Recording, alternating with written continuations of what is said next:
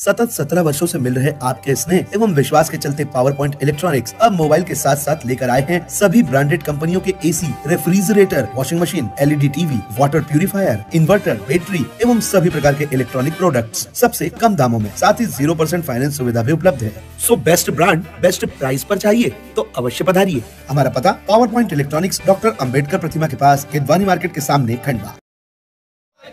मध्य प्रदेश के खंडवा के मुस्लिम समुदाय के लोगों ने आज कर्नाटक में हिजाब विवाद सहित तिरंगे के अपमान को लेकर रैली निकालकर एक ज्ञापन सौंपा। और आपको बता दें कि इसमें ज्ञापन के माध्यम से मांग की गई कि जिन लोगों ने ऐसा कृत्य किया है, तिरंगे का अपमान किया है, उनके खिलाफ देशद्रोह का अपराध दर्ज होना चाहिए। और जो लोग ऐसा करके देश में नफरत बढ़ा रहे हैं, मुस्लिम समुदाय के विरुद्ध नफरत की भावना पैदा कर रहे हैं, ऐसे लोगों के खिलाफ भी कार्रवाई की जानी चाहिए। और इस तरह की मांग को लेकर उन्होंने ज्ञापन सौंपा। ये उनकी पूरी बात सुनवाते हैं कि उन्होंने इस पूरे मामले को लेकर क्या मांग की।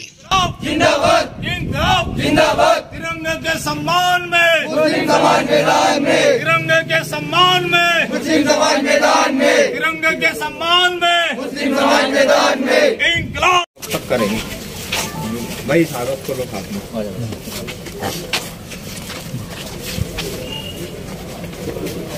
और भाई आएगी नहीं। महामहिम के नाम एक ज्ञापन है।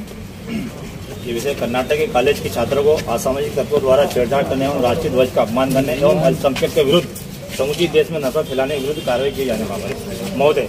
निवेदन की दिनांक 8 फरवरी 2022 को कर्नाटक कॉलेज में एक छात्रा मुस्कान खान हिजाब पहनकर कॉलेज गई थी, तो असामाजिक तत्वों के द्वारा छेड़छाड़ कर कॉलेज में जाने से रोका गया। धार्मिक नारे लगाकर छात्रों को डराया गया।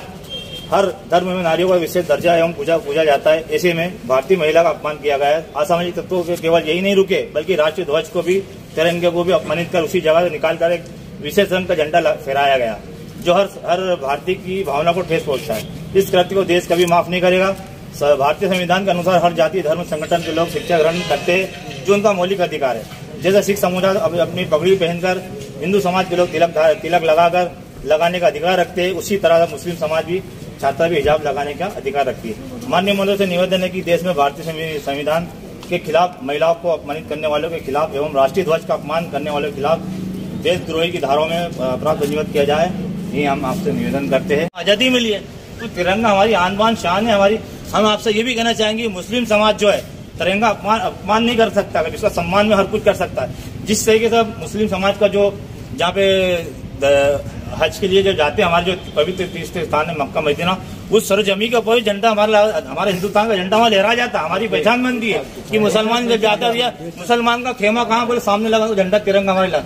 तो अरब की सरजमी पे जो हमारा झंडा तिरंगा लहरा सकते हम, तो कॉलेज में क्यों नहीं लहराएंगे? ये असामाजिक तत्वों ने झंडे हमारे तिरंगे को निकाला और अपना भगवा झंडा लगा, ये खिलाफ है हमारे, ये गलत है, संविधान के खिलाफ भी है। हम पूरे मुस्लिम समाज इसकी हम भर्त्सना करते हैं, हम इसकी कड़ी निंदा करते हैं। ऐसे व्यक्ति को ऊपर कड़ी से कड़ी कार्रवाई की जाए, उसको रासू का लगाया जाए, उसको देशद्रोही कार्रवाई की जाए, उसका मकान तोड़ा जाए, तो इस सारी संपत्ति नष्ट की जाए। हम यही निवेदन करते हैं आपसे।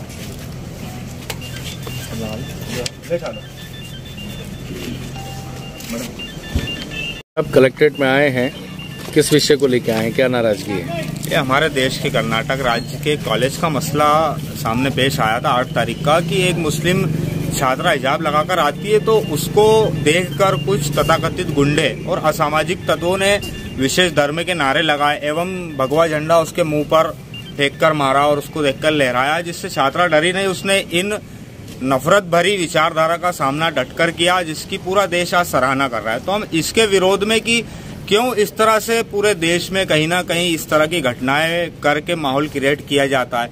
और यह असामाजिक तत्व यहीं नहीं रुके, इन्होंने जिस जगह पर तिरंगा फहराया जाता था उसी कॉलेज में, वहां पर विशेष धर्म का झंडा फहराया गया। तो ये देश कभी माफ नहीं करने वाला इस तरह की घटनाओं को। आपने किस हक से उसी जगह पर जहां पर तिरंगा फहराया जाता है, आपने विशेष धर्म का झंडा फहराया? क्या आप तिरंगे को नहीं मानते? क्या आप इस देश के सच्चे देशभक्त नहीं है? आप किस तरह से हामी बढ़ते हैं, आप किस तरह से आपकी विचारधारा पनप रही है, तो क्या आप इस देश को नहीं मानने वाले लोग हैं? क्या आप उस तरह से शामिल होगा जो इस देश को तोड़ने वालों में शामिल होते हैं? तो ये कतई बर्दाश्त नहीं किया जाएगा। और इस देश में अगर रहना है तो हमारा क्लियर चेतावनी भरे अंदाज में हमारा लहजा, अब मैं क्लियर कह रहा हूँ कि चेतावनी हम दे रहे कि अगर इस देश में रहना है तो तिरंगे को अपनाना पड़ेगा, और नहीं तो आप स्वेच्छा से इस देश को छोड़ सकते हैं। और जिस तरह से अल्पसंख्यकों के विरुद्ध एक माहौल क्रिएट किया जा रहा है, एनआरसी के टाइम, CAA के टाइम, जैसे 3 तलाक, जो भारत सरकार ने 3 तलाक का कानून लाया था, मुस्लिम महिलाओं के हितैषी बन रहे थे, कहाँ है आज वो लोग? क्यों हमारे गृह मंत्री, भारत सरकार का इनको संरक्षण होता है? क्यों हमारे माननीय प्रधानमंत्री, क्यों वहाँ पे बीजेपी की राज्य सरकार है, वहाँ के गृह मंत्री, मुख्यमंत्री इस तरह के नफरती चिंटियों पर क्यों कोई कार्रवाई नहीं की जाती? क्या वो इस देश के तिरंगे को नहीं मानते? हिजाब वाला मामला एक अलग मसला हो गया, लेकिन इस देश के तिरंगे का अपमान कुछ लोग कर रहे हैं और भारत सरकार खामोश है, तो ये बहुत निंदनीय और विचारणीय भी है। परिचय दीजिए। मैं अशफाक सिगाड़, अल्पसंख्यक विकास कमेटी जिला अध्यक्ष।